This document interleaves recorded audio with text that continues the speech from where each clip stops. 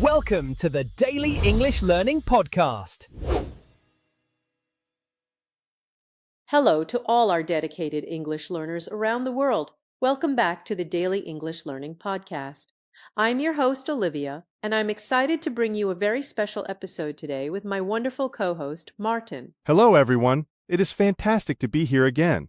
In our previous episodes, we have covered all the main modal verbs: can, could, be able to, must, have to, should, ought to, may, might, will, and would. Today we are exploring what are called modal perfect forms: could have, should have, and would have. These three structures are among the most expressive in English. They allow us to talk about the past in powerful ways, missed opportunities, regrets, criticisms, and imagined alternative pasts. Native speakers use them constantly, especially in emotional or reflective conversations. If you have ever said something like, "I knew it," after something went wrong, then you have probably felt the emotion behind these structures. They capture exactly that feeling. What could have been different? What should have been done? And what would have happened if things had gone another way? In this episode, we will look at each structure carefully, explore their meanings and uses, compare them with each other, and practice with realistic examples. Let us begin. Before we look at the meanings, let us quickly review the structure. All three forms follow the same pattern: modal verb, then have, then the past participle of the main verb. So we have could have plus past participle, should have plus past participle, and would have plus past participle. For example, I could have gone. You should have called. She would have helped. The past participle is the third form of the verb: gone, called, helped, done, finished, known, seen. In spoken English, have is almost always contracted. Could have sounds like could have, should have sounds like should have, and would have sounds like would have. These contractions are very natural in speech. And here is a very important warning for writing. Because these contractions sound like could have, should have, and would have, many people write them incorrectly. But could have, should have, and would have are always wrong. In writing, always use could have, should have, would have, or their contracted forms with apostrophe VE. Let us start with could have. This structure has two main meanings. The first is expressing a missed opportunity or unrealized possibility. Something was possible in the past, but it did not happen. For example, I could have become a doctor, but I chose engineering. Becoming a doctor was possible. The ability and the opportunity were there, but the person chose a different path. Or, we could have arrived on time if we had left earlier. Arriving on time was possible, but they did not leave early enough, so they missed the chance. Another common example: she could have won the competition. She was very talented. The possibility was real. The ability was there, but for some reason she did not win. The second meaning of could have is expressing past possibility or speculation, similar to may have or might have. Where is Tom? He could have gone home already. This means it is possible that he went home. We are not sure. The noise could have been a cat outside. This suggests one possible explanation. Or, she could have misunderstood the instructions. These are possible explanations for something that happened. So, to summarize, could have is used for two purposes. First, to talk about something that was possible but did not happen, a missed opportunity. And second, to suggest a possible explanation about a past event. The negative form is could not have, contracted to could and have. This expresses that something was impossible in the past. She couldn't have done it alone. It was too heavy for one person. It was impossible. He couldn't have been at the party. He was in another city that night. The evidence shows it was impossible. Or they couldn't have finished the project already. They only started yesterday. Could and have is also used to express disbelief or surprise. She couldn't have said that. She is always so polite. It means, I find it very hard to believe this happened. This is different from should not have, which we will look at shortly. Could and have focuses on impossibility or disbelief, while should not have focuses on something that happened but was wrong or unwise. Now let us move to should have. This is probably the most emotionally loaded of the three structures, because it expresses regret or criticism about the past. Something did not happen, but it would have been the right or better thing to do. For personal regret, I should have studied harder for the exam. The person did not study hard enough, and now they regret it. It expresses that studying harder would have been the right action. More examples: I should have called you earlier. I am sorry. Or we should have booked the restaurant in advance. Now there are no tables. These express that the speaker recognizes their mistake. Should have is also used to criticize someone else's past actions. You should have told me about this problem sooner. This is mild criticism, saying that telling sooner would have been the right thing to do. Or a parent might say to a child, you should have finished your homework before watching TV. A manager might say, you should have double-checked the figures before sending the report. These are criticisms of past behavior. The key feeling behind should have is always something was the right or better action, but it did not happen. Whether the emotion is personal regret or criticism of someone else, the structure is the same. The negative form should not have or shouldn't have works in the opposite direction. We use it when something did happen, but it was wrong or unwise. I shouldn't have eaten so much. Now I feel terrible. The person did eat too much, and now they regret it. We shouldn't have left the windows open. Now everything is wet from the rain. They did leave them open, and it was a mistake. Used for criticism. You shouldn't have told her that secret. Now everyone knows. Or he shouldn't have driven so fast. That is why he had an accident. Notice the difference very clearly. Should have means you did not do it, but you should have.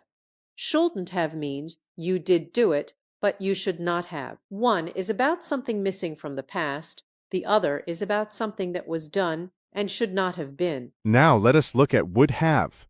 As we explored in our previous episode on will and would have is the main component of third conditional sentences.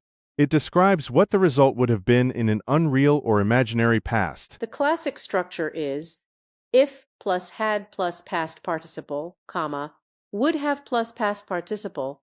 If I had studied harder, I would have passed the exam.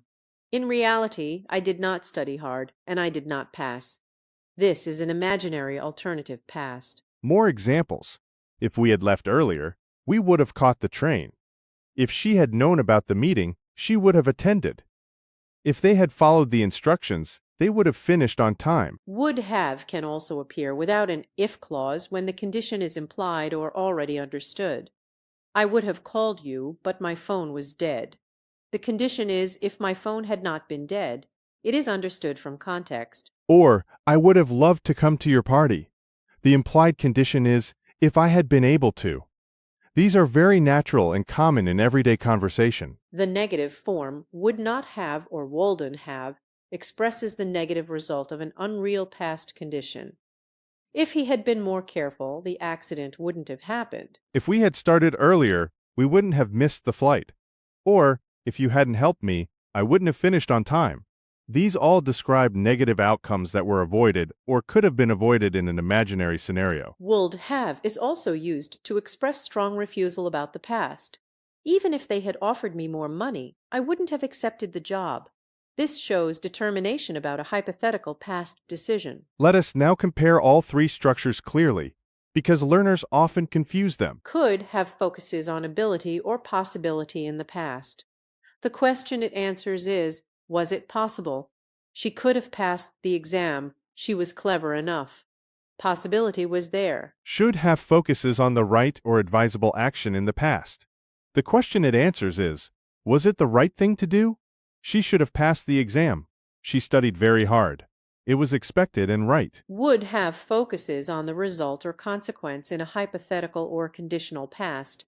The question it answers is, what would the result have been? If she had tried harder, she would have passed the exam. Imaginary result of an imaginary condition. Let us practice with one situation. Imagine someone missed an important job interview. Could have. He could have made it to the interview on time. His house was only 20 minutes away. Should have. He should have left earlier. He knew the traffic would be bad. Would have. If he had left on time, he would have got the job. Same situation, three different angles. Could have. The ability or possibility was there. Should have. The right action was not taken. Would have. The imaginary positive result that did not happen. These structures carry strong emotional weight. Should have and shouldn't have in particular are closely linked to regret, guilt, and criticism in English-speaking cultures. In arguments or emotional conversations, you will often hear these structures. You should have told me, or I should have known better, or we shouldn't have trusted them. These express strong feelings about the past. Could have can sometimes express frustration too. You could have at least sent me a message. This implies that it was not difficult to do, and the person is frustrated that it was not done. In more positive contexts, could have can express relief or admiration. She could have given up, but she kept going. This implies admiration for persistence despite having the option to stop. Would have is often used in a softer, more reflective tone. I would have loved to meet him, or it would have been a wonderful opportunity. These sound thoughtful and a little nostalgic. While today's focus is on could, have, should have, and would have, it is worth mentioning must have because it comes up in similar contexts. Must have plus past participle expresses a strong logical deduction about the past. She must have worked all night. The report is perfect. Based on the evidence, I am certain she worked all night. They must have taken a different route. They arrived much faster than expected. Compare must have with could have for past possibility. He must have forgotten means I am certain he forgot. He could have forgotten means it is one possible explanation among others. And compare with should have. She should have arrived by now means we expected her to arrive, but she has not. She must have been delayed means I'm concluding she was delayed based on the evidence. Similarly, may have and might have express past possibility, like could have in its speculative meaning.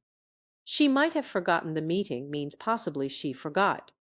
He may have left already means possibly he has already left. The difference is subtle. Could have for speculation focuses on the feasibility. It was possible, may have and might have focus on uncertainty. We simply do not know. In practice, many native speakers use them interchangeably in this meaning. Where did I put my keys? I might have left them in the car. I could have left them on the desk, or I may have dropped them outside. All three are valid and natural in this context. Let us look at the most common mistakes learners make with these structures. The first mistake is using simple past instead of the modal perfect. Incorrect. I should went to the doctor. Correct. I should have gone to the doctor. Always use have plus the past participle after the modal. The second mistake is using the wrong modal. Incorrect. I would have studied harder when expressing personal regret. Correct. I should have studied harder. Would have is for hypothetical results, not for regret. The third mistake is writing could have, should have, or would have. These are always wrong. In writing, always use could have, should have, would have, or the correct contractions could, should, would. The fourth mistake is using the present participle instead of the past participle. Incorrect. I should have going. Correct. I should have gone. Always use the third form of the verb. The fifth mistake is confusing should have with should have. Should have means it did not happen and it should have. Should have means it did happen and it should not have. These are opposite situations. Let us practice in real contexts. Scenario 1. A student fails an exam and reflects afterwards.